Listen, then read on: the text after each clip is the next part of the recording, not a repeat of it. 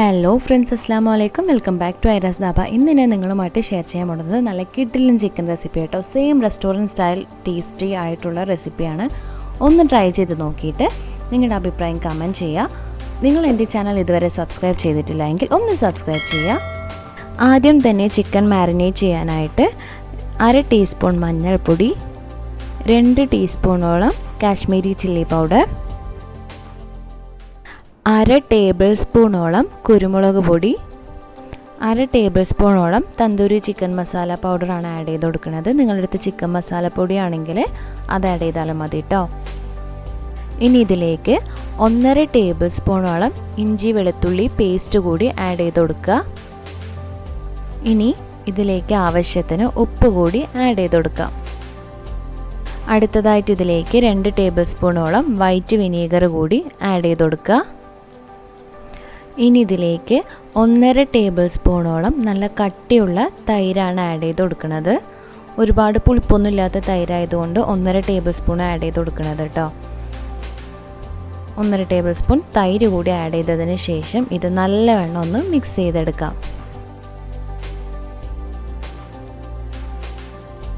നല്ലവണ്ണം മിക്സ് ചെയ്തെടുത്തതിന് ശേഷം നമ്മുടെ ഈ കൂട്ടൊന്ന് മാറ്റി വയ്ക്കുക. ഇനി നമുക്ക് ചിക്കൻ മാരിനേറ്റ് ചെയ്യാൻ തുടങ്ങാം.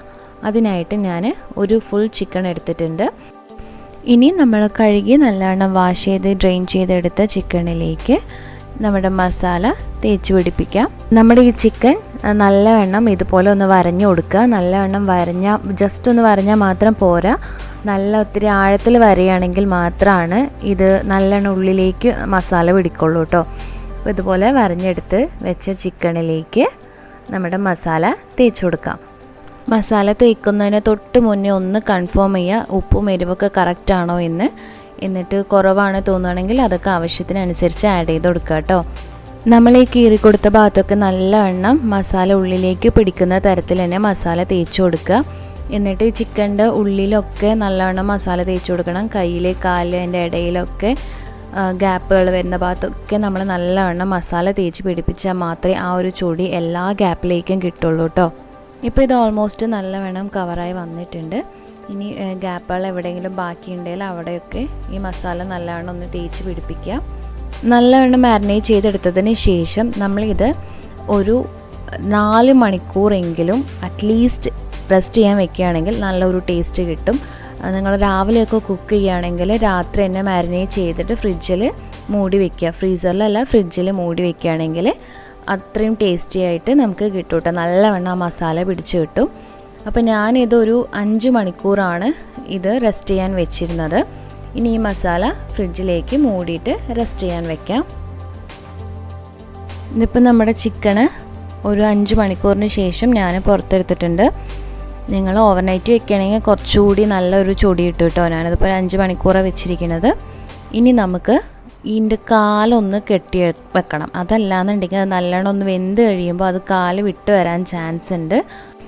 കോഴിൻ്റെ കാല് കെട്ടി വെക്കാനായിട്ട് നിങ്ങളുടെ കയ്യിൽ ഇത്തിരി തിക്കായ ബലമുള്ള നൂല് വല്ലതുണ്ടെങ്കിൽ അത് യൂസ് ചെയ്ത് കെട്ടി വെക്കാം. അപ്പോൾ എൻ്റെ അടുത്ത് അത് ഞാൻ യൂസ് ചെയ്യുന്നതിന് പകരം ഫോയിലാണ് ജസ്റ്റ് ഇതുപോലെ ഒന്ന് മടക്കി കൊടുത്തിട്ട് അതിൻ്റെ കാല് കെട്ടി വെക്കുകയാണ്. ഇതിപ്പോൾ ഫോയിലാണ് യൂസ് ചെയ്യുന്നത്. അതുകൊണ്ട് എനിക്ക് വലിയൊരു ഉറപ്പില്ലാത്തതുകൊണ്ട് തന്നെ ഞാൻ ഒരു ടൂത്ത് പിക്ക് വല്ലതുണ്ടെങ്കിൽ അതുകൂടി ഒന്ന് കാലിലോട് ചേർത്തിട്ട് നല്ല സോഫ്റ്റായ ഭാഗത്ത് ഒന്ന് സ്റ്റിക്ക് ചെയ്ത് കൊടുക്കുക കേട്ടോ. അപ്പോൾ കുറച്ചുകൂടി ഒരു ബലം കിട്ടുമല്ലോ. അതിപ്പോൾ ഞാൻ ഇതുപോലെ കെട്ടി വെച്ചിട്ടുണ്ട്. എന്നിട്ട് ഇതിലേക്ക് ഇതുപോലെ 2 കാലിൻ്റെയും നല്ല സോഫ്റ്റായ ഭാഗത്തേക്ക് ടൂത്ത് പിക്ക് സ്റ്റിക്ക് ചെയ്ത് വെക്കുക. അപ്പോൾ കുറച്ചുകൂടി ഒരു ഉറപ്പ് കിട്ടുമല്ലോ. ഇനി നമ്മുടെ ചിക്കൻ ഫ്രൈ ചെയ്തെടുക്കാം. അതിനായിട്ട് കുക്കറിലേക്ക് കുറച്ച് ഓയിൽ ആഡ് ചെയ്ത് കൊടുക്കുക. ഒരുപാട് ഓയിലിൻ്റെ ആവശ്യമില്ല.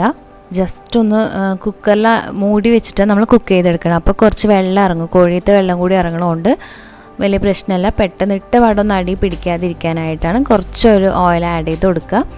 ഓയിൽ നല്ലോണം ചൂടായതിന് ശേഷം മാത്രം ചിക്കൻ ആഡ് ചെയ്യാൻ ശ്രദ്ധിക്കുക. എന്നിട്ട് ഇനി നമുക്കിത് മൂടി വയ്ക്കാം. മൂടി വെച്ച് കഴിഞ്ഞാൽ നല്ല സിമ്മ് തീയിലാക്കിയിട്ട് ഒരു 15 മിനിറ്റ് കുക്ക് ചെയ്തെടുക്കുക. പ്രഷറും വിസിലും ഒന്നും ഊരാതെ തന്നെ കുക്ക് ചെയ്തെടുക്കണം കേട്ടോ. വിസിലൊന്നും വരില്ല, വന്നാലും പ്രശ്നമൊന്നുമില്ല. നല്ല സിം തീയിലാക്കി വെച്ചാൽ മതി. അപ്പോൾ 15 മിനിറ്റിന് ശേഷം നമ്മുടെ ചിക്കൻ ഇതുപോലെ നല്ലവണ്ണം കുക്കായി വന്നിട്ടുണ്ട്. നമ്മുടെ ചിക്കനിലെ വെള്ളം ഇറങ്ങിയതാണ് ആ കാണുന്നത് കേട്ടോ.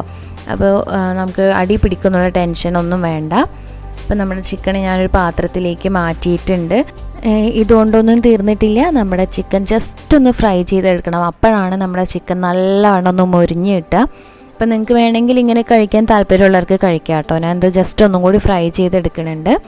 അതിനായിട്ട് കുറച്ച് ഓയിൽ ആഡ് ചെയ്ത് കൊടുക്കുക. കുക്കിംഗ് ഓയിൽ ആഡ് ചെയ്യുക. ഒലിവ് ഓയിൽ താല്പര്യമുള്ളവരാണെങ്കിൽ അങ്ങനെ ആഡ് ചെയ്യാം. അപ്പോൾ ഞാനിതിലേക്ക് നോർമൽ കുക്കിംഗ് ഓയിൽ ആഡ് ചെയ്തിട്ടുണ്ട്.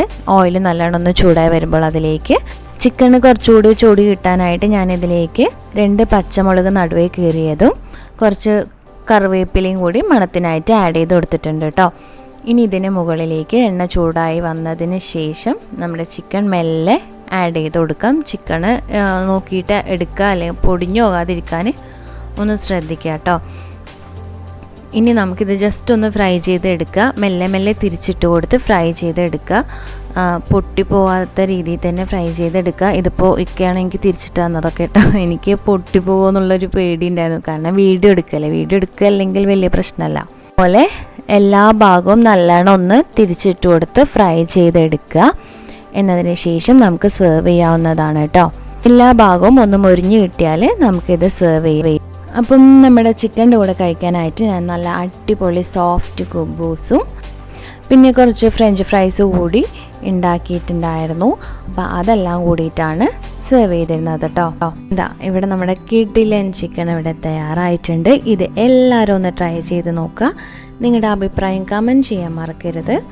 നിങ്ങൾ ആദ്യമായിട്ടാണ് എൻ്റെ വീഡിയോ കാണുന്നതെങ്കിൽ ഒന്ന് ലൈക്ക് ചെയ്യുക, ചാനൽ സബ്സ്ക്രൈബ് ചെയ്യുക, ഫ്രണ്ട്സിനും റിലേറ്റീവ്സിനും കൂടി ഷെയർ ചെയ്ത് കൊടുക്കുക. നെക്സ്റ്റ് വീഡിയോയിൽ നമുക്ക് വീണ്ടും കാണാം. താങ്ക്